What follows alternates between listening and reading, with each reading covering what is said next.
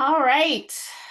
Good evening, good evening, good evening. My name is Shanti Das. I am the CEO and founder of Silence to Shame, a mental health and wellness organization. And we exist to educate the community and empower those around mental health and wellness. And we are just grateful that you are joining us again.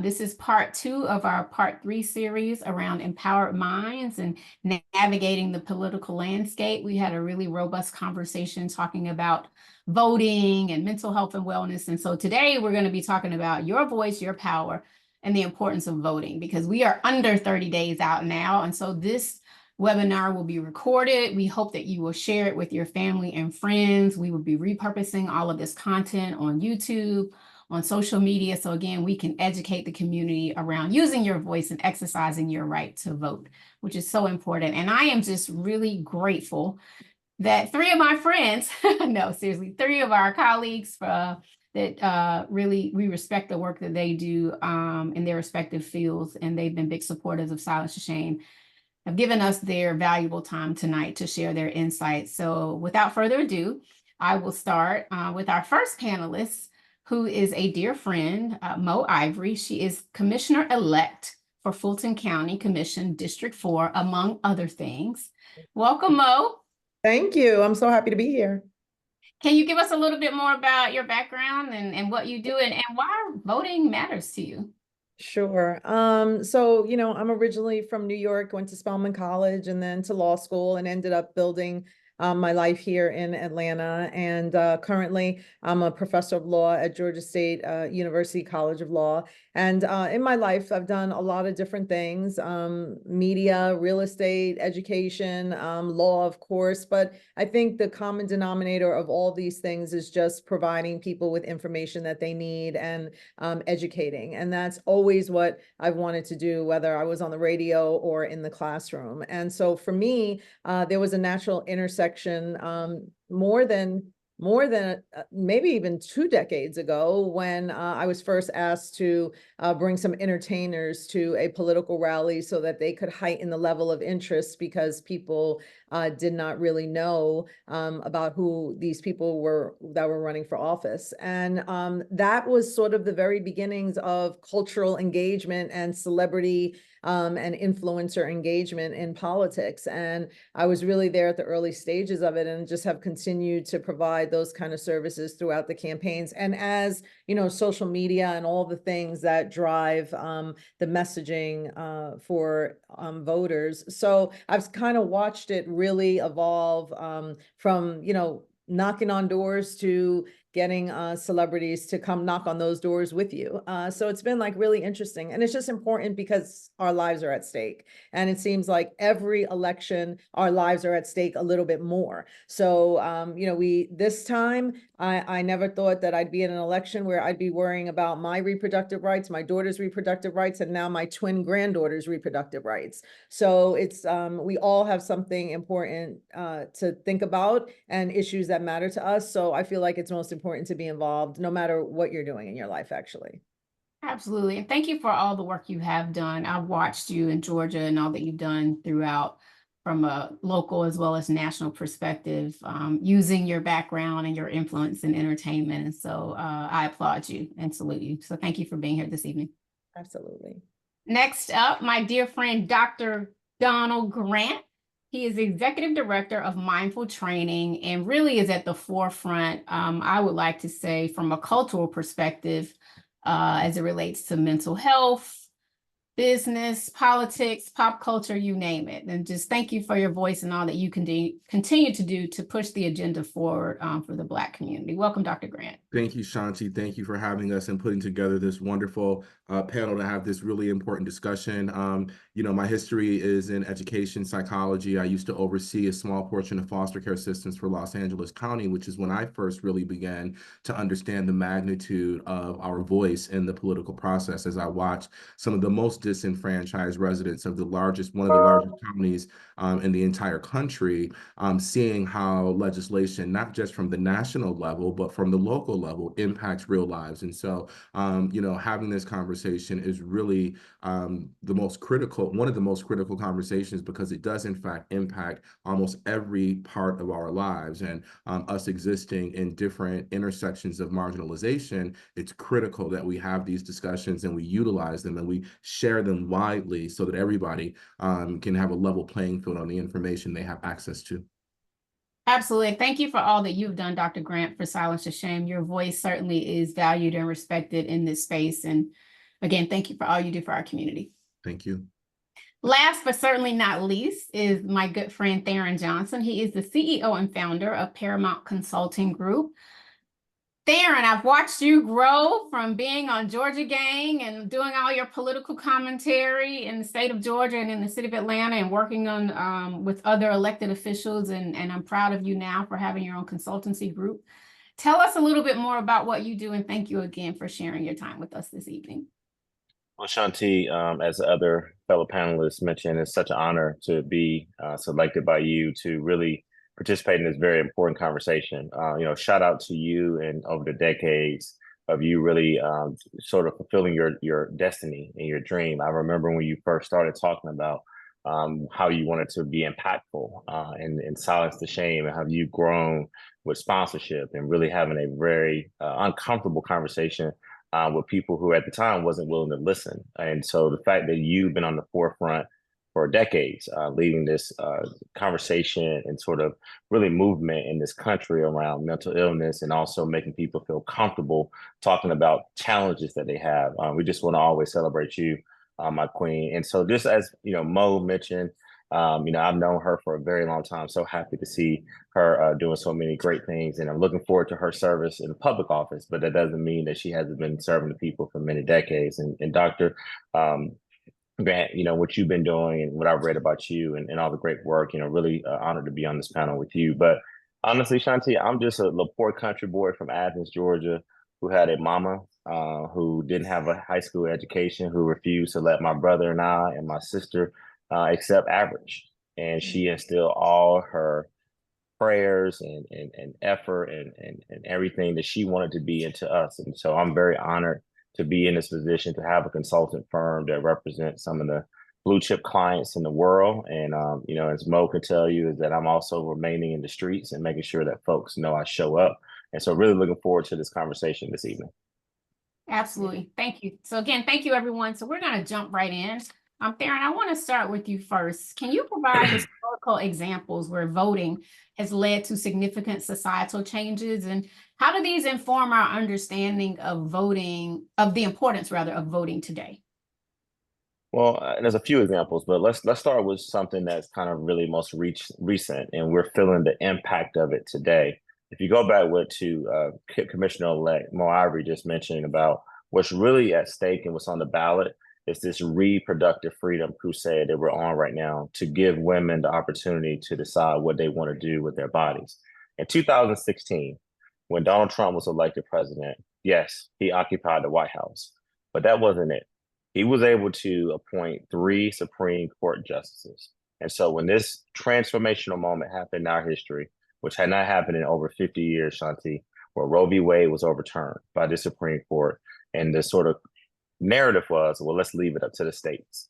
But that, to me, had Donald Trump not been elected president of the United States, I believe that you would have still probably had 3 Supreme Court justices that would have been appointed, but these would have been 3 different Supreme Court justices. And I think that if you look at how there's been an all-out sort of targeted campaign to overturn Roe v. Wade, by having those Supreme Court justices appointed by a presidential candidate, that to me was a very, very impactful moment.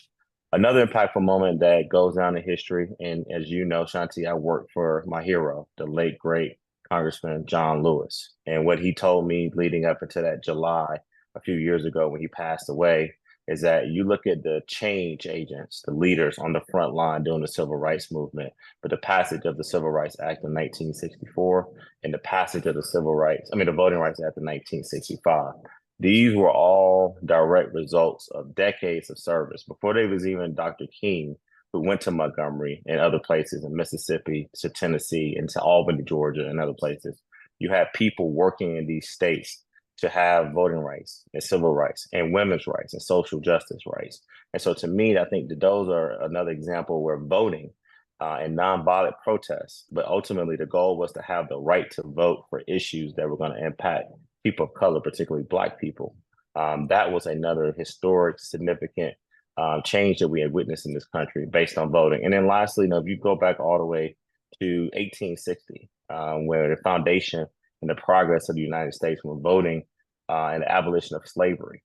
Those are just three examples where voting has always sort of played an integral part in shaping our future and shaping the country in which we live in. Yeah.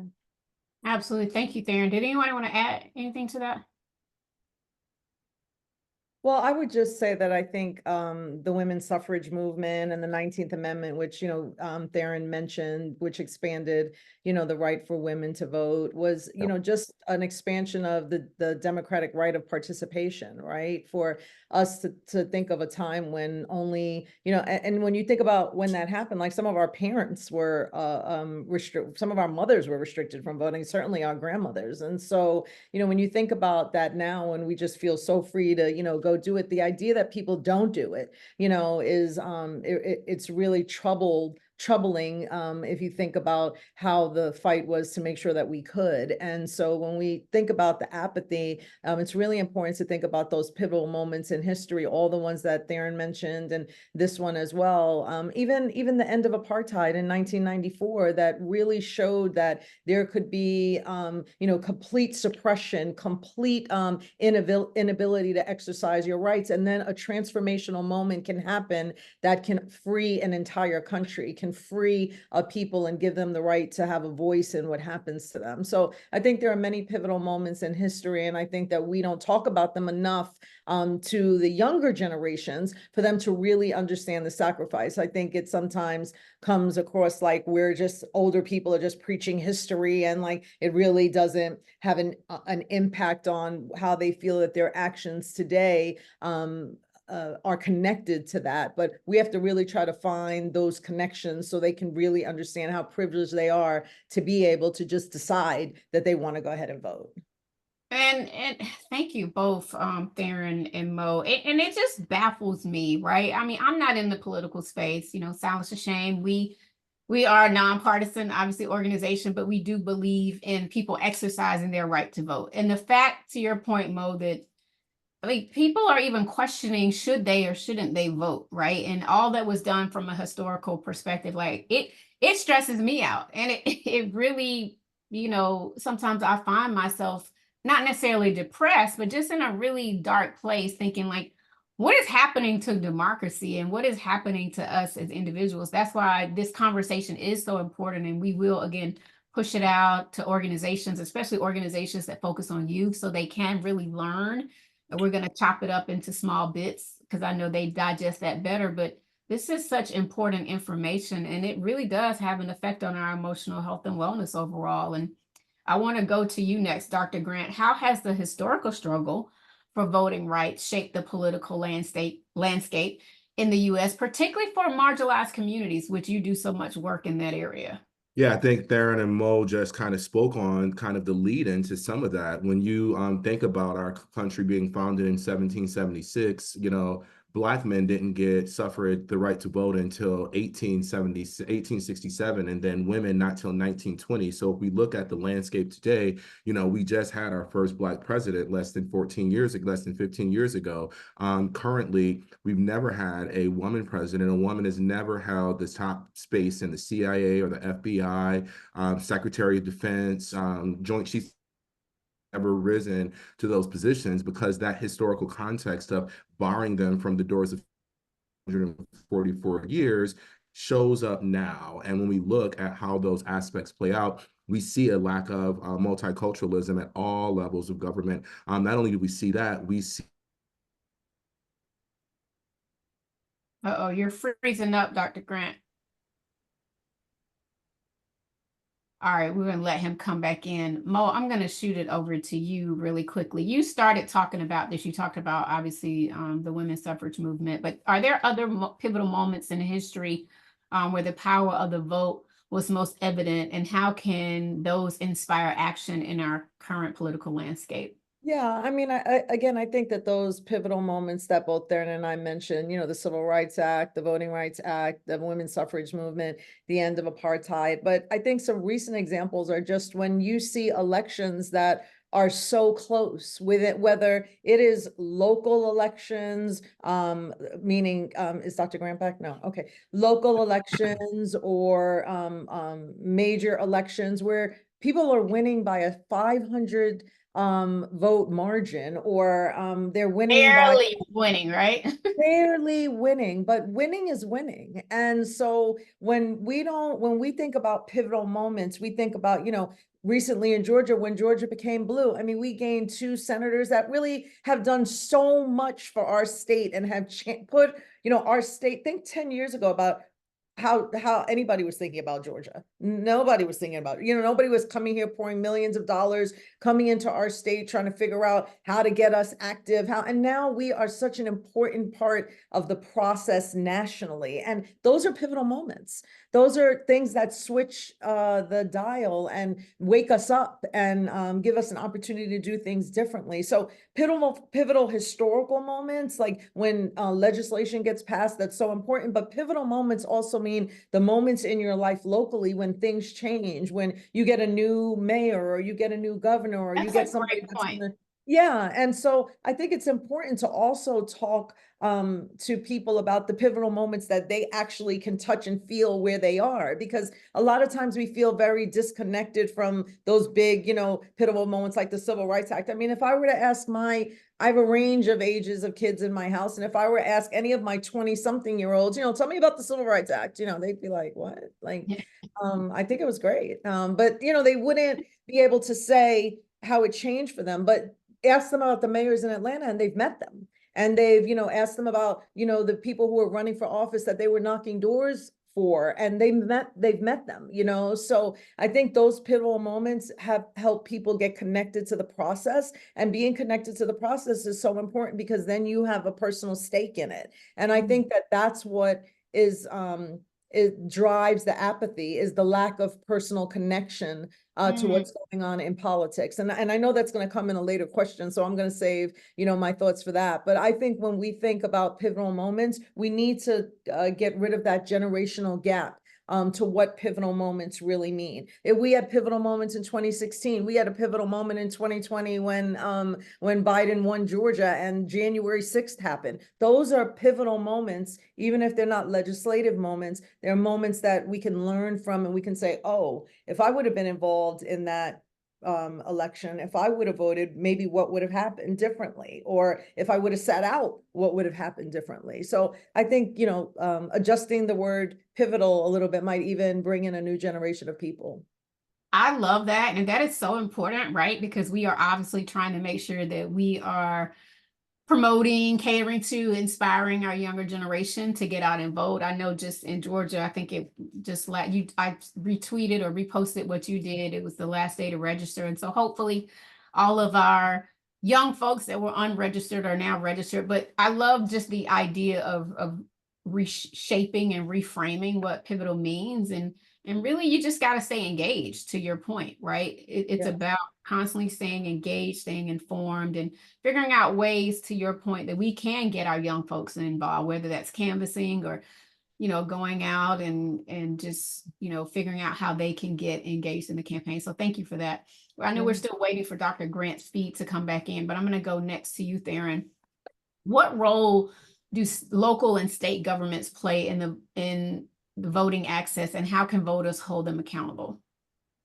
Well, you know, the thing that's very clear, and we're feeling it in Georgia, but not just in Georgia, Shanti. I know the work that you do is international. And so you just look at places like North Carolina, Ohio, Pennsylvania, out in, you know, even some of the things that is going on in Arizona.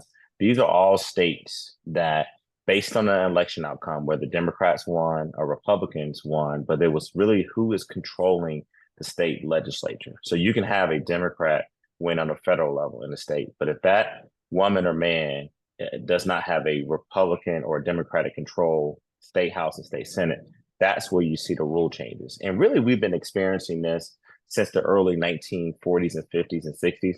But to me, it became very prevalent after the election of Barack Obama. So while many of us remember that very, very cold day in Washington, D.C., when we were there celebrating the inauguration of this first Black man, the first Black woman as the first lady, there was a whole nother movement going on, Shanti and Mo. And you guys know it was the creation of the Tea Party. And what the Tea Party was specifically challenged and charged to do was to go state by state and figure out how you can gain this group of people to resist, to try to overturn and reconstruct and revise election laws state by state. And so in 2010, as you remember, it was a catastrophic period for the Democrats. We had just celebrated the first president of the United States being Black, this historic turnout, young voters all over the country came out, different coalitions were built, but then you saw states going one by one, sort of changing voting laws and making it harder to vote. Fast forward to 2020, as Mo just referenced, what Democrats did in Georgia, we just really figured out, okay, how do we get people to the polls during a deadly pandemic? And it was the structure that Mo and Stacey Abrams and others that had sort of laid the groundwork in 2018. And then we, when I was on the Biden-Harris campaign, we said, okay, you know what? We're not going to just sort of give absentee voting strategies to the Republicans. We know how to actually get voting out. So it was the local local voting election boards and directors, Shanti, that basically helped work with the Secretary of State to make sure that eligible active voters had opportunity to get an absentee ballot. So every application went out. And then we remember how pivotal drop boxes were in the early voting hours. But what did the Republicans do? As soon as 2021, they got back to the legislature, they introduced Senate Bill 202. And I don't have enough time on this great webinar to go through how restrictive the laws were and how they were really put into place because a certain party lost an election.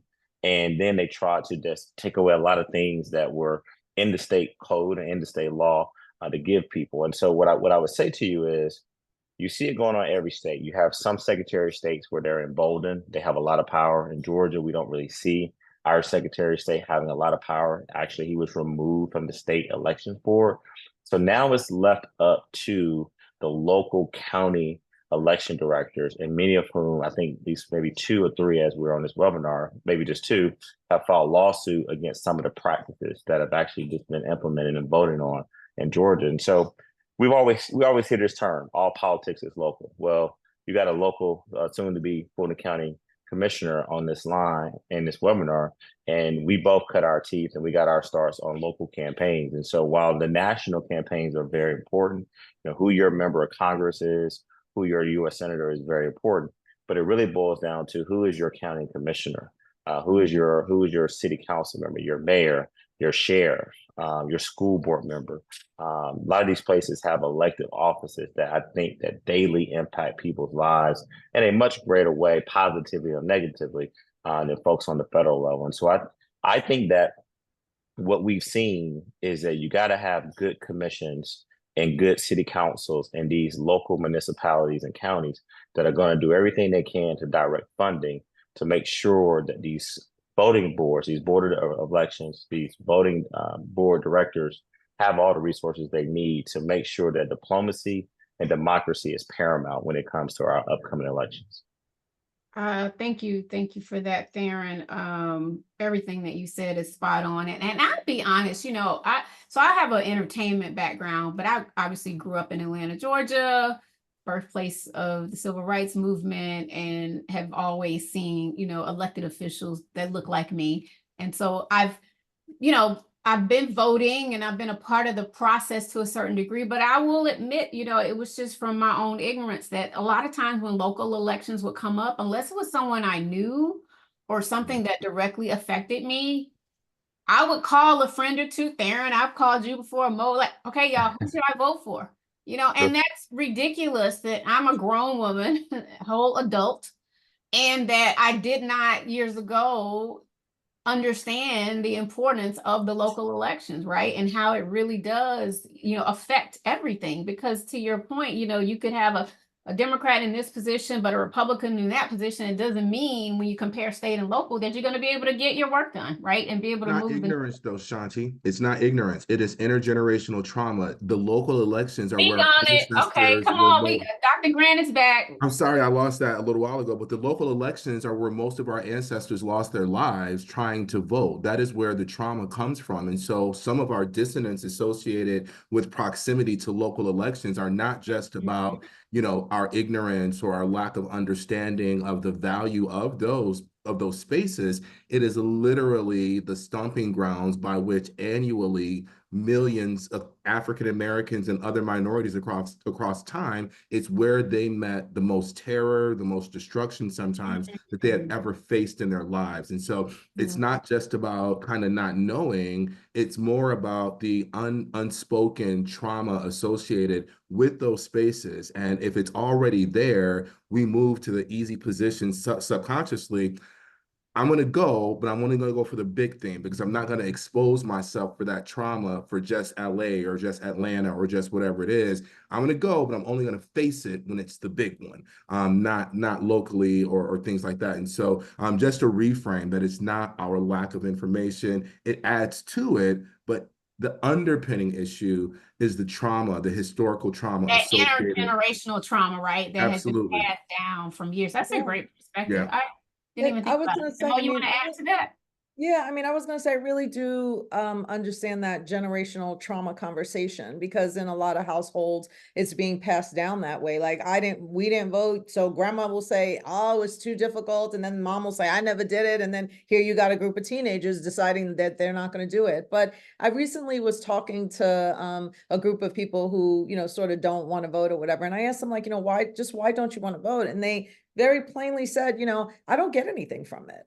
Like, I don't ever see a change at all. And I said, well, I went through the whole thing that, people who are trying to sell voting go through, well, change is slow and, and they really were saying that they don't get the information about the things that are changing until right before people want them to start to go vote. And they say, well, we did this for the economy, or, oh, we did this for student loans, or we did this. And they say, one person said, I would never stay on a job that wasn't giving me anything and just hope for the long-term things that they say that they're going to offer. And it really made a lot of sense to me about the psychology of the way people think the people who are apprehensive about voting or just straight up don't vote is that they just really don't see any correlation to anything changing in their lives when they do vote. And so I think it's incumbent upon the people who want civic engagement to happen to continue to teach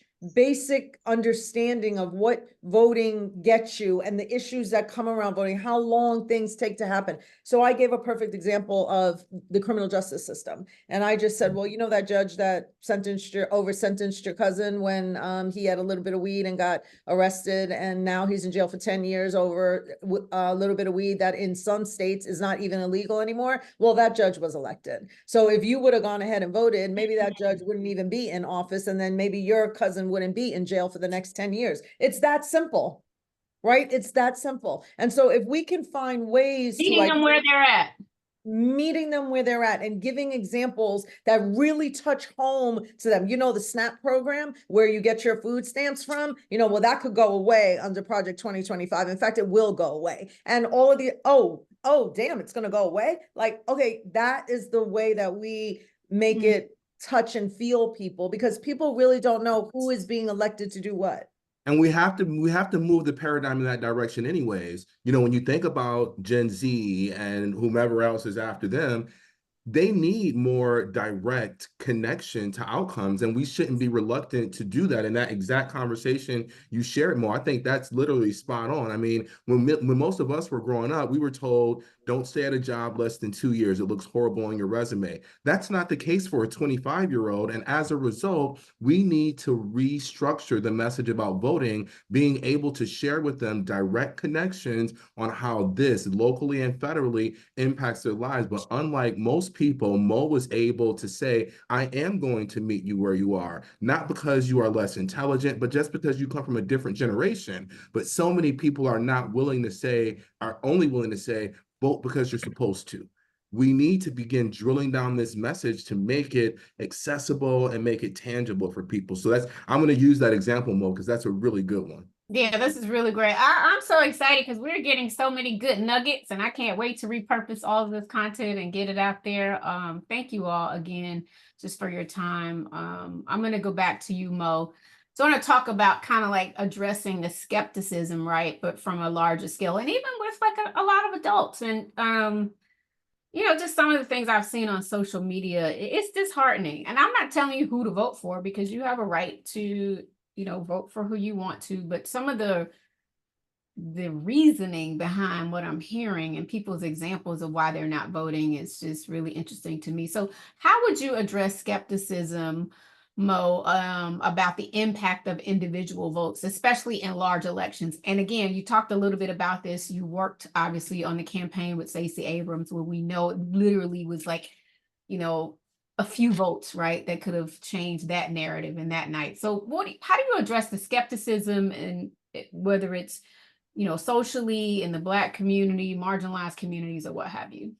I mean, I think we have to address it by just talking to each other and, doing all the things that we've just been talking about, bringing up the historical examples of how close elections don't have to be close elections, right? I mean, literally, Black people could shift the entire universe of power if we wanted to. Like, just imagine that. Like, if we just got up one day and said, everybody is going to vote, we would shift the power of this country, the power of states, the powers of local governments. I mean, it would just be an unbelievable thing. And so we just have to continue talking about how close elections are and showing the numbers that we got this close even without this percentage of people voting. So just imagine if everybody did vote. We have to keep on doing that. We have to highlight the legislative decisions that happen when people stand up. Talk about things like when George Floyd died, and we, these pivotal moments. Like, I was talking to somebody the other day about how much I felt when I went to the Million Man March so many years ago. And like, I wanted to marry 40 of those Black men in that crowd that day, right? Like, I found my man in this crowd because they're here, I swear. And I was like, I love you, I love you, I love you, I love you. There are these moments. I am since married now, thank God. Yeah. But there are these moments where we come together despite anything, right? The Black Lives Matter, Million Man March, all of these moments. And so we have the ability to do it, right? Mm-hmm. We can do it. We just have to decide when something is important enough to do it. And I think we have to keep on talking about that, right? We have to build movements and get everybody to come into collective action. That's what it really is, right? And I think we do a good job of that in Atlanta. I think there's so many wonderful surrogates and so many people working together. I mean, Theron, like, I used to be on Georgia Gang a long time ago, and then Theron was on there, and I turned that thing on every Saturday, every Sunday morning to watch it and root him on and hear what he has to say and all that. I mean, we should be cheering for each other no matter what seat we're in. And that collective power together will move people. It will make people watch and go, oh, I like that. Theron and I worked on Kasim Reed's campaign back in 2009 together, when literally like the lights were off in the office. They were trying to raise money to do things like that. I mean, grassroots, right? And look at now, right? He's one of the most important people in our state doing things. So, I mean, when you work at something, you really can change things and have big results. And so I think that is also a ripple effect. When people see one person doing something, they see another person. You get motivated to do. There was a group, everybody in John Lewis's generation, and now it's everybody in our generation. And we already can identify the younger people who are the movers and the shakers. So it's like everybody making sure that everybody works on that skepticism generationally. Like, make room for somebody else to come in and have their place at the seat at the table. I mean, I just recently got elected, and I'm going to bring in young people who worked on my campaign as volunteers, right? Who have shown that they have the skill set, that they can relay the message better than I ever could. And we cannot be afraid to pass the mantle to people and allow them to take over in places that we have not succeeded. I think that's really important to recognize that. And Absolutely. to keep educating. I love that. And you really do have to allow the young people to have that power, right? Yes. Sometimes, whether it's elected officials, corporate America, whatever it is, we as adults, we want to hold on to all the power, and we, you know, it gets to be a little tricky there. But you're right. We have to be able to empower and then transfer that power, right? So that our young people can kind of follow behind us and in our next steps. Even with Silence to Shame, like as a mental health organization, you know, we do education, awareness, hope to do more advocacy work and policy work eventually. We have our YAC Council, our Youth Advisory Council. And so we're constantly trying to train young people as well to think about their emotional health and wellness and to fight for what we need to as it relates to funding and policy for mental health. So you're 100% right. I love that, Mo. Do you want to add to that, Dr. Grant, just about how, you know, a small vote count can make such a big difference in an election outcome? And it could be historical. It doesn't have to be just in the last 10, 15 years. I mean, yeah, even if you look at the 2000 election with Bush and Gore, it was like less than 600 votes. Like literally, that small amount of votes dictated the difference in between those elections. And, you know, even when you're talking about, you know, a gubernatorial race with just, you know, hundreds of thousands of votes separating it, you know, you think about some small towns and some small cities, that's, you know, not even a fraction of a small town in some cases. And so we need to really help people understand not only about the tangible outcomes, but also about how one vote in this particular ecosystem, it actually does count. If people understood the magnitude of proximity between right now what we see for outcomes with Kamala and with Donald, it's really, really significantly close. And when we talk about 5 people from every county in the country not voting, that's the difference. It's less than that even. And so if you want to really help people codify and understanding that their actual literal individual vote counts, it's absolutely true. I think we do need to work on getting rid of the electoral college, but that's a different conversation. But looking at how these things happen, it really matters because there's so many examples of small margins, especially in states and towns.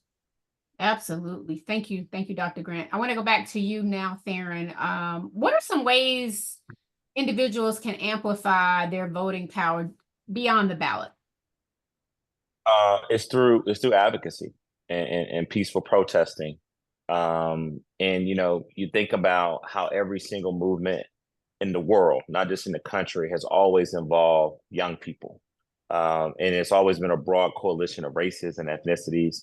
You know, whether you're gay, straight, you know, male, female, it always sort of was this sort of confluence of these different entities, and they all had sort of a self-interest in sort of trying to drive an outcome. And so the thing what I hate most is that when I see people who are peacefully protesting, as you know, Shanti, there's a difference between being destructive and vandalizing buildings and tearing down things versus actually standing up for what you believe in.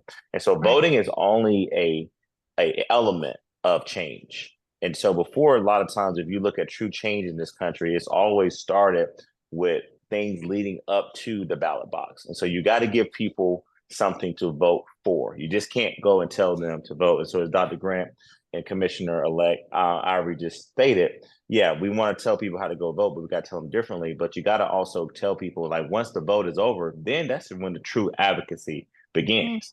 The worst thing you can do is hypothetically vote for Mo Ivory to be the commissioner of Fulton County, and then when she's elected, don't hold her accountable, and also don't help her advocate for the issues that she ran on.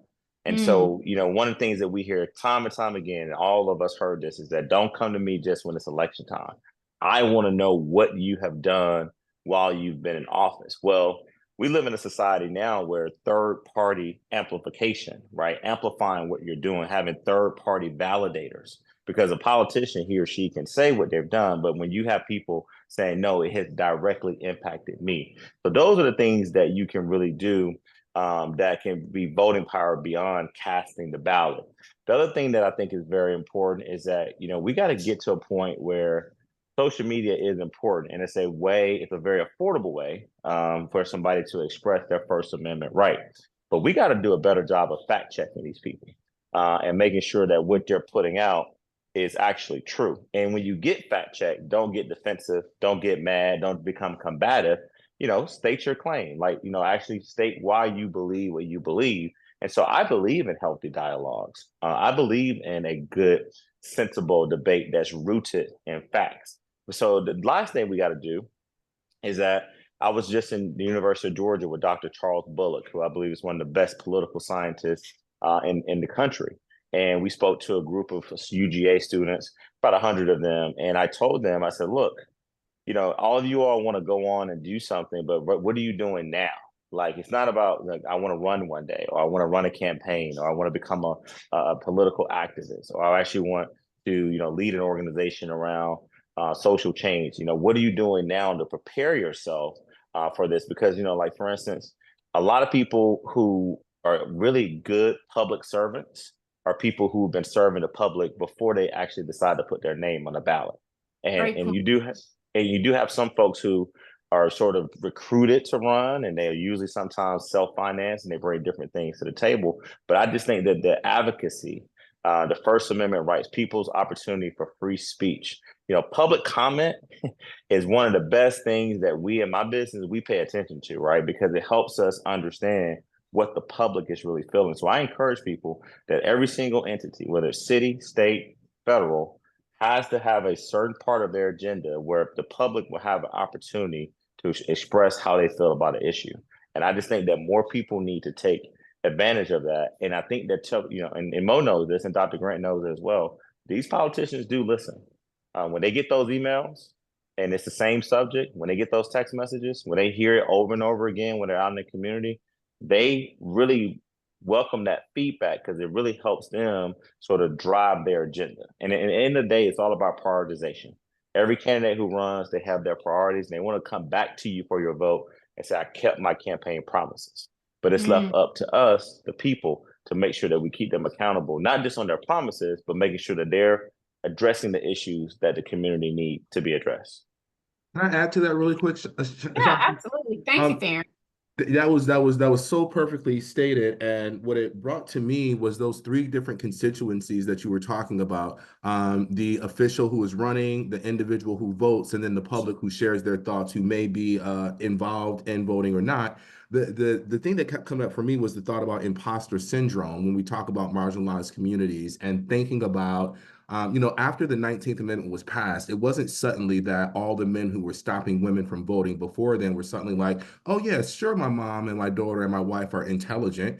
That sentiment didn't change. Neither did the women who absorbed that sentiment from the men in their worlds. And so it took a long time for those people to feel like, oh, maybe I can run. Being in Atlanta is a very unique situation where many people who grew up there had the opportunity to visualize people who look like them in power for decades. But you have to recognize the other, the remaining Black populace across the country, unless you lived in DC in the 90s, you didn't see that. And so when we think about people feeling like they have agency to create change, they've been beaten down so often in their world that they're also like, well, I can't run for office because I'm never going to win because I don't belong there. I'm not going to vote because who am I to think that me voting means something? And now I'm not even going to put a public comment in because who am I to think that my public comment can curate change? And so when Theron was speaking about those three different groups and his work at UGA, I was thinking about my executive coaching work and how so often so many people are stalled because they lack agency. They want to do it, and many times I have to help them understand that they think they want to do it, but the reality is they want to do it. And so now we have to help people move across that bridge from wanting to want to do it, understand why they're unable to move, and then help them get there. Because a lot of people they dream about public office, but their imposter syndrome stops them, like it stops us in so many other arenas. And so in addition to the advocacy and the data and the education, we have some psychological repair work to do in so many of our communities to activate these groups that Theron and Mo are discussing. Because if that weren't the case, we wouldn't be where we are right now with the level of apathy surrounding the political process. That's right.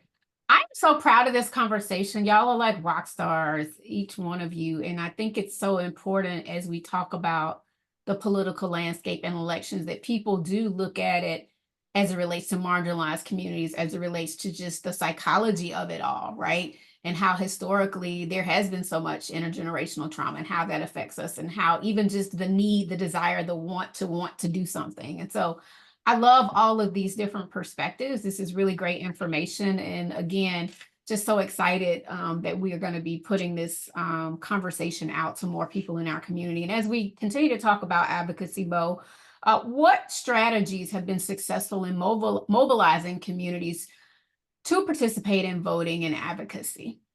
Yeah, I mean, I think we sort of see some of these strategies coming to play every time we have an election, whether it's a midterm election or a presidential election. And that's your, your standard grassroots canvassing when, somebody comes to your door and talks to you about voting. We have that's just the relationship between the voter and the advocacy around voting.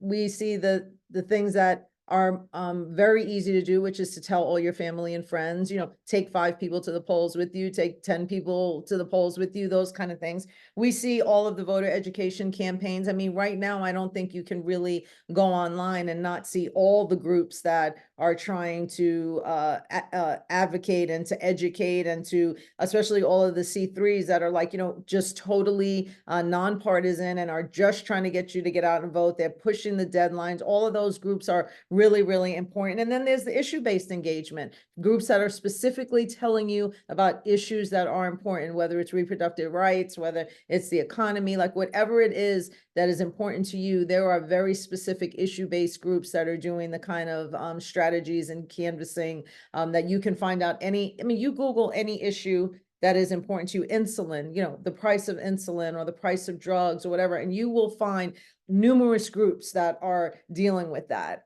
We have cultural and identity-based organizations that are reaching out specifically to the faith-based communities, to women, to LGBTQ communities. So all of these strategies are being used. Of course, like I mentioned, we have the celebrity participation and the influencer participation, social media.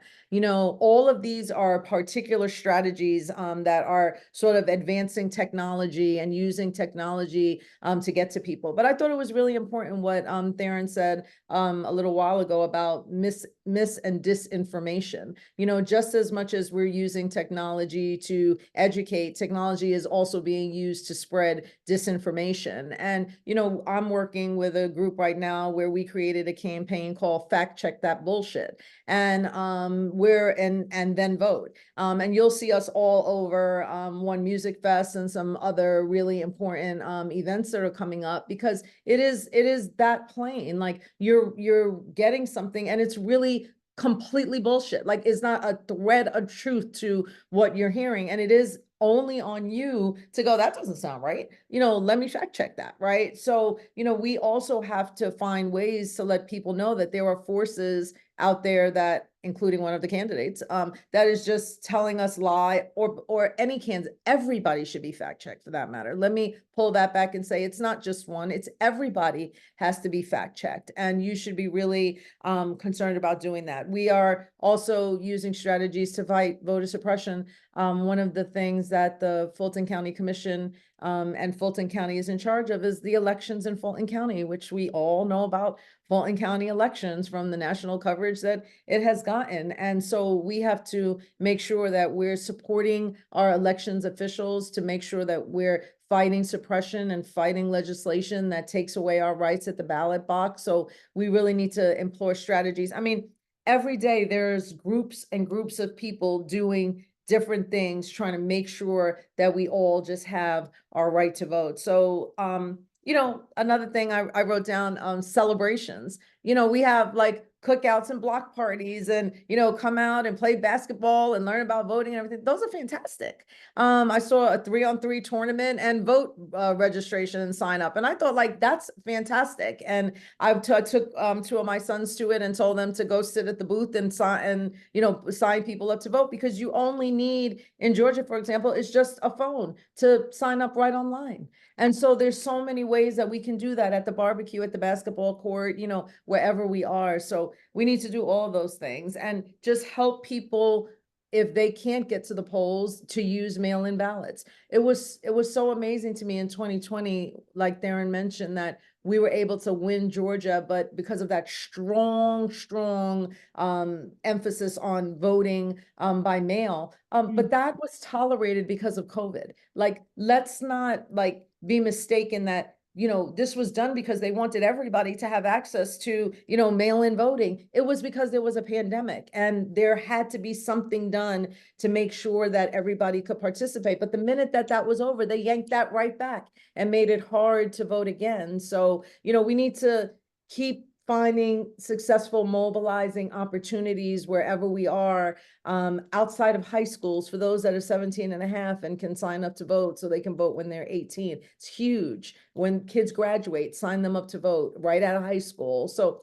all of those things I'm proud to say I've seen happen. And we are fortunate in Georgia because we do have this like super Black thing going on that motivates us all and brings us together and makes us feel like getting up and going another day and fighting another day. And we do. And I have to say that even though sometimes the emphasis is on Georgia and it becomes so negative, I'm so proud to be in this state. And I'm so proud to work with the people that are in this state, because I've seen, with 2 cycles working on a gubernatorial, mayor's campaigns before that, and national campaigns. I'm proud of the work that has been done here and the movement that we've made. And we have a long way to go, but I feel that these very types of activities will get us there.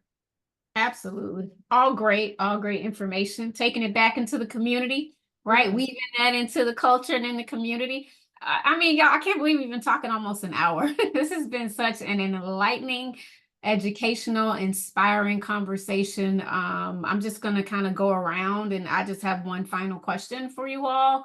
And again, please make sure once we put this out on socials and on YouTube that you all even just share within. If you have people that are on the fence and that need to be educated, please use this conversation as a resource, because your voices are critical, but they are also respected in the community. So thank you again. So my final and last question for everyone is, how do you envision the future of voting in the US?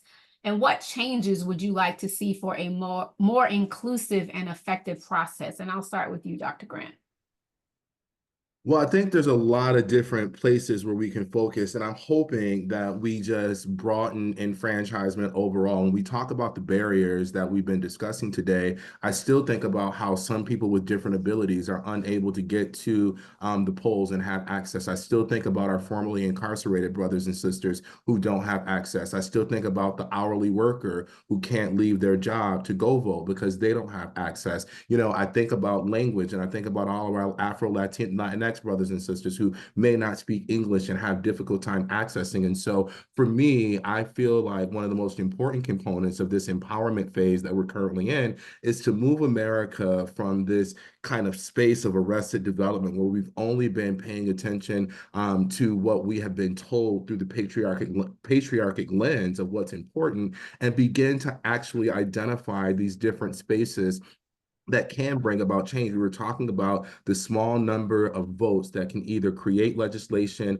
put somebody in a seat that they wouldn't have gotten into. And if we were able to truly be inclusive and advance this work in different ways and in different spaces, we can get those numbers. We may never get to the 100% that Mo is asking us to get to, but we can get darn close if we begin to see value. Now, the last part I'll say, Shanti, in addition to that, is we can't overestimate the unity within marginalized communities. We also have to pay attention to the fact that sometimes those of us who went to our Black colleges and members of our fraternities and sororities, we sometimes forget about our unhoused Black neighbors, or, our Black neighbors who are not doing some of the same things that we in, or they're not in, the Boule or Jack and Jill or whatever it may be. We sometimes forget about those and leave those groups behind. And so when we're talking about this work, we also need to make sure that we are paying attention to our own privilege and making sure that we're accessing some of the most marginalized groups inside of our group so that we can bring them along, because they may in fact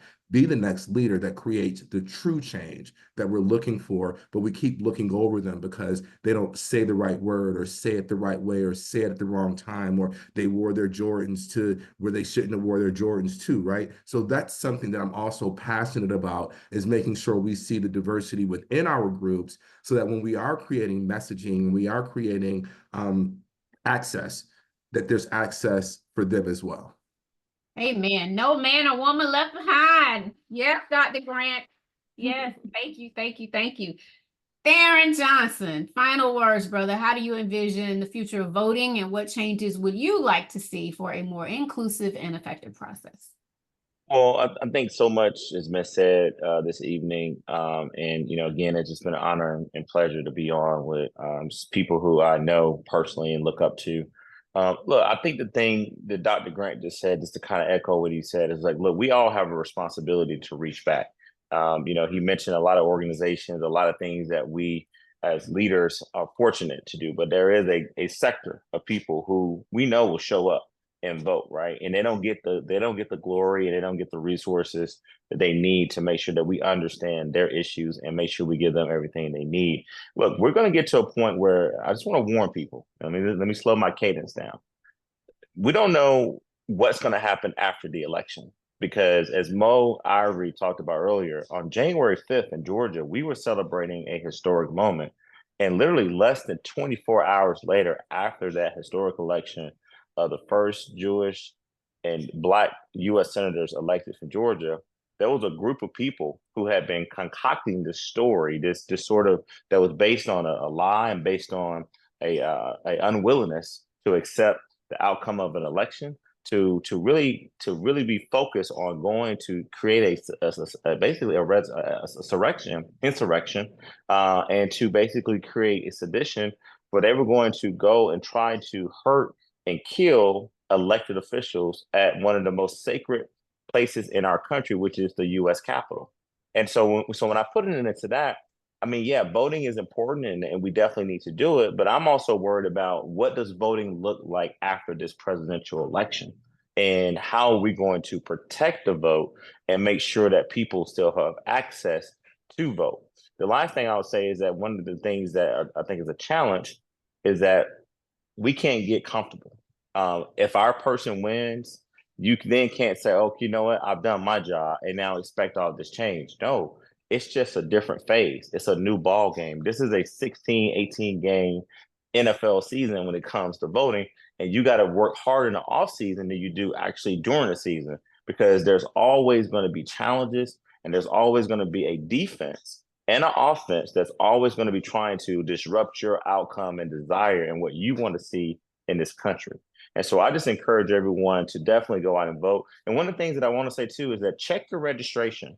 In Georgia and other places, they will kick you off these voting rolls. And so for those of you who get married or get divorced, hyphenate your name, move, whatever, make sure that you do exactly what Mo stated earlier. Go to your device and check your voter registration status, because we heard the stories about how people will wait in line for hours and to get to the actual precinct, and that's not your correct precinct, or you're not actually registered to vote anymore because you've been kicked off the rolls, or you've moved and didn't do the proper registration. So it's so many elements of voting, Shanti, but I think that I'm very optimistic about this country, even though we have some bad actors. I think the overall majority of us want to do the right thing, and we can have different perspectives and different parties that we support. But ultimately, I believe that this country is a great country, and we can always be greater, but it's the people. It's the people, and it's the people that listen to other people, is how you create the democracy and the freedom that it's on the line. Let's be clear. We're not perfect. We've come a long way, but we got a long way to go. But it's always rooted in voting, and it's always rooted in advocacy. And I just encourage people to stay encouraged. There's a lot of distractions out there right now in this country, but I believe that people will show up and show out on election day. And then the real work begins after these folks are elected. Amen. You all, whew, I'm just feeling like just so much excitement and energy, and your final words are just really hitting home. I love the analogy of football.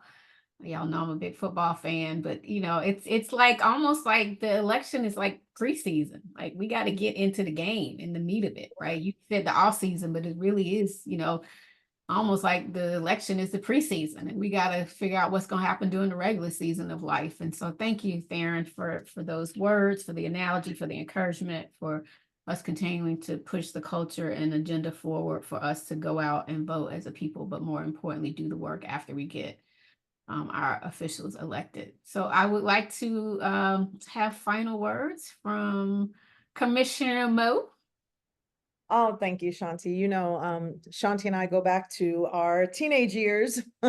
We were 18 and 19 when we first met. So we have lived so many of our decades together and seen so many transformations and pivots and resets and transitions. And I'm never surprised that we end up on a, Zoom together talking about something we thought we'd never be talking about. And here we are again. And so I want to say that I feel very hopeful about this election. I think that our country is going to move forward in a good direction. I believe that. And I think that I haven't felt the kind of enthusiasm for a presidential election since President Obama's first campaign. And so I'm feeling that again. And I dug into my campaign t-shirt box and pulled out a Obama Yes We Can 2008 t-shirt and slept in it the other night. And I said I was just going to give myself all kinds of good juju until the whole thing happens again. So I feel very positive about it. And I'm very thankful that my name is going to be on the ballot with possibly the first Black female woman president ever. So that feels historical for me as well. But I do want to open the pathway for more people to feel like they could run for office.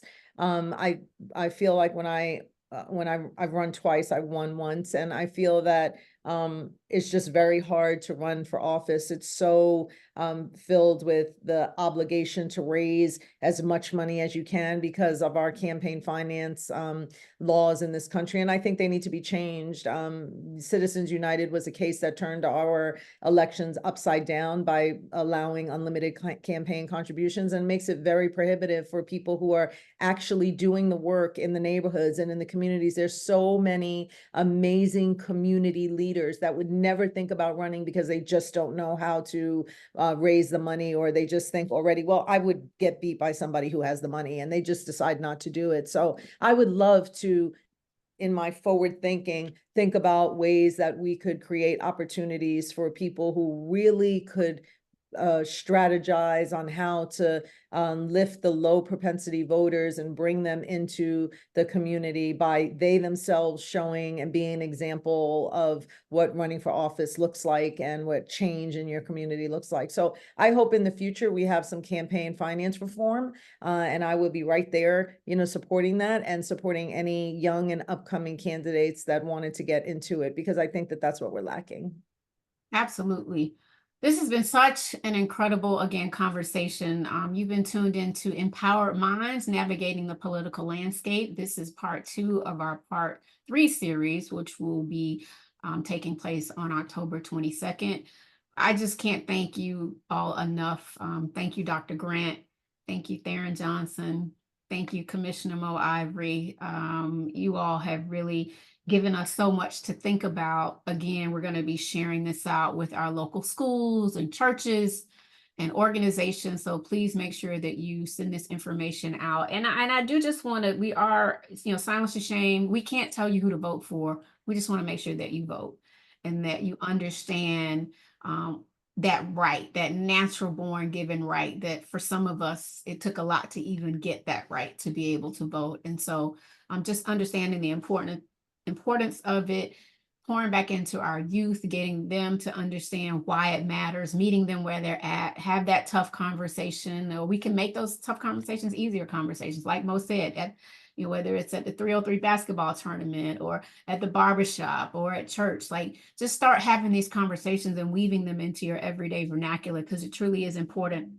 And throughout this election process, make sure you are minding your mental health and that you're paying attention to what's going on and that you're not re-traumatizing yourself from things that you see over and over again that may affect your psyche in a negative way, and all the disinformation and misinformation. It's okay to step back and walk away from it, but that doesn't mean that you should just eliminate the process and just say, okay, I'm just not going to be involved at all, right? Step up to the plate, get in the game, as Darren said, you know, and figure out how to get active, and you vote, and then roll up your sleeves and really get into your communities and do the work, because, you know, our democracy is under attack, and we want to make sure that our nieces and nephews or children or children's children still have the beautiful ability to see what it means to be able to vote and live in a country where you feel like you were actually a part of something. Again, no matter what side you choose, you have a right to choose, but you got to choose. And it's really important. And we hope, if you didn't learn anything else from today, that you understand the importance of why it's an honor and a privilege to be a part of a democracy and being able to cast your vote and to really make large and small and big decisions locally, at the state level, and at the national level. So thank y'all again for tuning in. My name is Shanti Das. Please, if you would like more information on Silence to Shame, you can go to our website, www.silencetoshame.com, or you can follow us on Instagram at Silence to Shame. Remember always, take time, save a life, and silence the shame.